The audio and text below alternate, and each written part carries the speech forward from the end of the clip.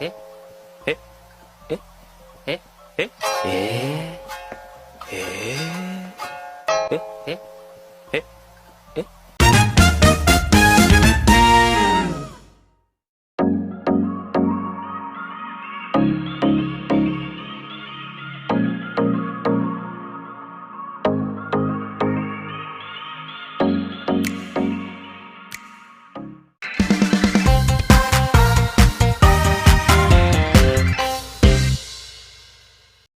Informasi berikutnya, Ketua KPU Hashim Asyari Saudara kemarin menjalani sidang etik di DKPP terkait aduan dugaan perbuatan asusila terhadap anggota panitia pemilihan di luar negeri atau PPLN. Dalam kasus ini, DKPP juga memanggil selebritas Dedi Mahendra alias Desta. Ketua KPU Hashim Asyari sebagai pihak teradu menyatakan telah membantah tuduhan dugaan perbuatan asusila terhadap pengadu atau anggota PPLN. Hashim jelaskan, Desta ikut dipanggil sebagai pihak terkait dalam kasus ini. Hashim juga menambahkan, dirinya dituding meminta ucapan ulang tahun kepada Desta untuk diberikan pada pengadu. Rekaman video dianggap pengadu sebagai upaya merayu.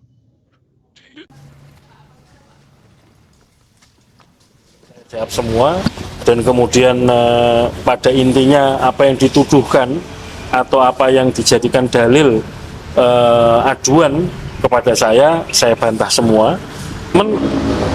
Teman-teman pasti ada membaca atau menulis berita kan bahwa ada pekerja entertainment yang kemudian ikut dipanggil menjadi pihak terkait. Yaitu yang kira-kira tuduhannya bahwa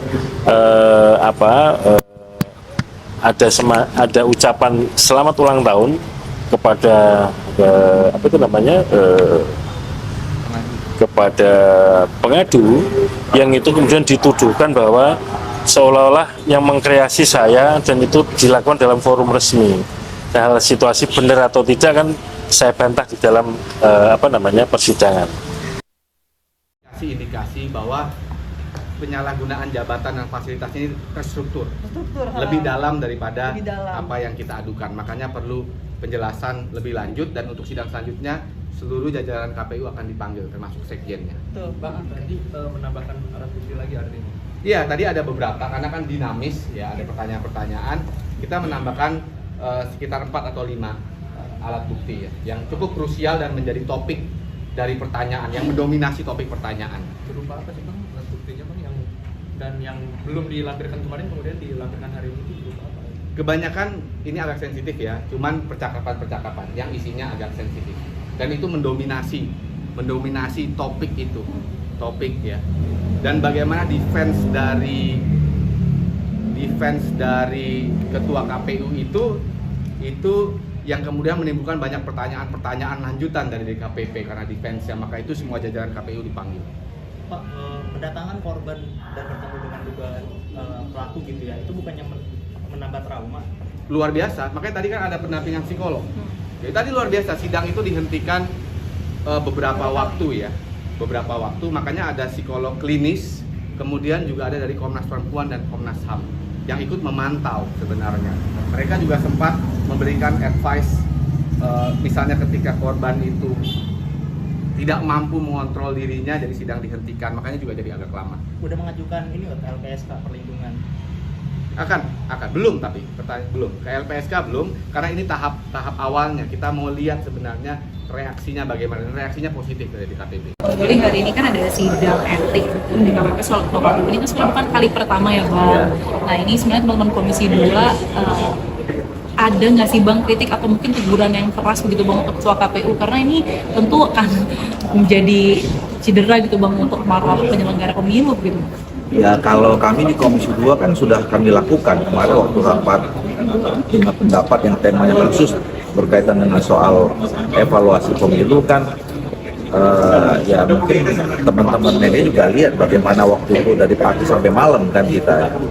Nah, ada 3 kan yang kita evaluasi waktu itu secara menyeluruh kalau kita mau bicara tentang evaluasi pemilu. Yang pertama soal sistem pemilunya ya. Artinya kita bicara tentang evaluasi penyelenggaraannya. apakah memang sistem yang kita miliki sekarang ini sudah betul-betul paling sempurna atau tidak. Tapi kalau berbagai hal yang disampaikan oleh banyak kalangan itu kan memang kita perlu evaluasi, ya. Apalagi akhir-akhir ini banyak orang mengkritik soal masih sangat memungkinkannya, masih sangat terbukanya orang berulang menggunakan praktek-praktek moral hazard pemilu, vote buying, money politik dan macam-macam. Jadi saya kira memang kita harus mengevaluasi sistem pemilunya, dan itu terkait dengan soal regulasi, ya, soal undang-undang dan macam-macam. Itu yang pertama. Yang kedua adalah soal penyelenggaranya. Kalau tadi penyelenggaraannya, ini penyelenggaranya. Nah, penyelenggaranya ini kan ya kita harus cek dari awal kan, kita memutuskan siapa-siapa yang menjadi penyelenggara itu. Pertama kriterianya ya kita berharap penyelenggara yang betul-betul punya integritas. Dan yang kedua punya kemampuan masalah kepemiluan yang cukup. Ya. Kemudian yang ketiga ya mampu membangun komunikasi dan seterusnya. Nah, itu bisa jadi kriteria kita selama ini mengevaluasi penyelenggara. Nah, apalagi kemarin kan kami dapat informasi, ya, itu yang kami klarifikasi dan minta klarifikasi ke KPU waktu itu soal gaya hidup, soal praktek asusila gitu ya. Dan kami kan waktu itu sudah sepakat akan menindaklanjutinya secara internal, ya. Nanti kami mungkin akan memutuskan apakah perlu buat panja atau tidak. Tapi aspirasi semuanya waktu itu kan mengingat ada panja. Nah, termasuk membicarakan soal itu. Dan kita nunggu juga nih soal DKPP ini, karena DKPP ini kami juga waktu itu kan tegur juga. Ya, ini DKPP ini sidangnya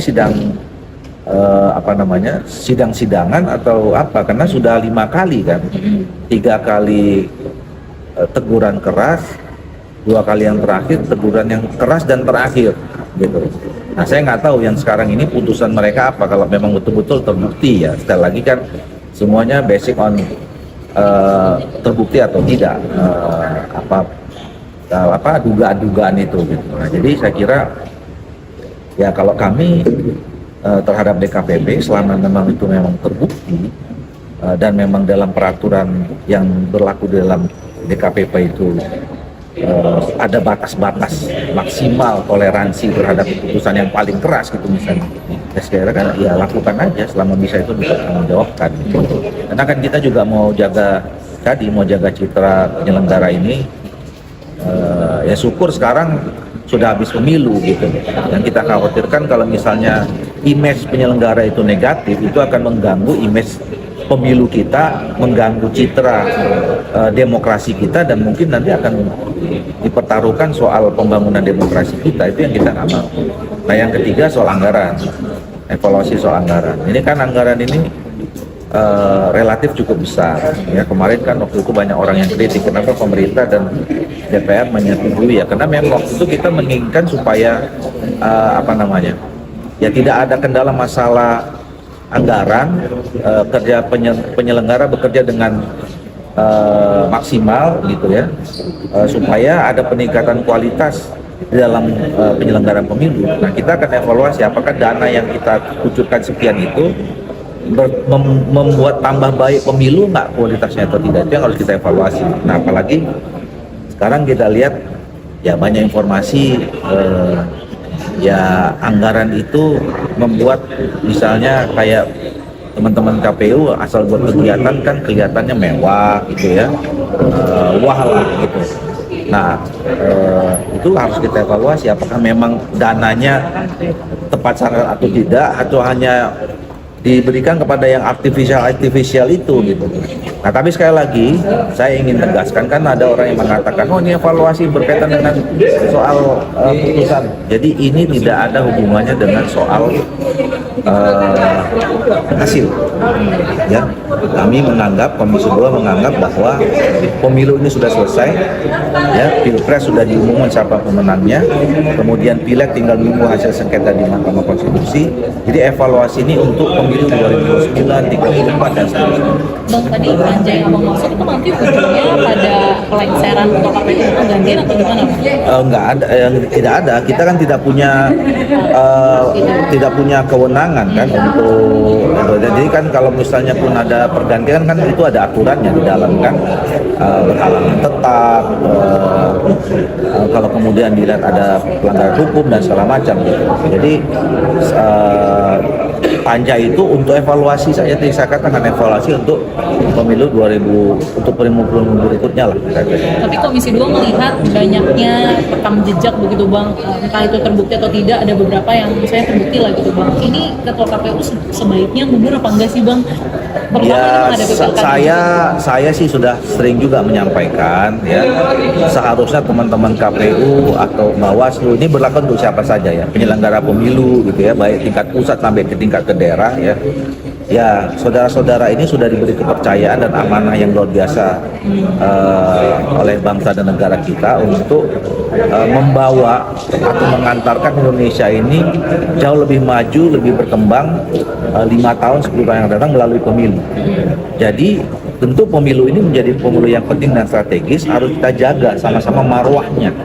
Ya, nah salah satu untuk menjaga marwah pemilunya adalah menjaga marwah penyelenggara pemilu. Jadi ya bapak-bapak dan ibu-ibu penyelenggara ini juga nggak bisa sembarangan, nggak bisa sembrono sekarang, harus jaga diri gitu. Karena untuk menjaga marwah itu saudara-saudara harus menjadi teladan.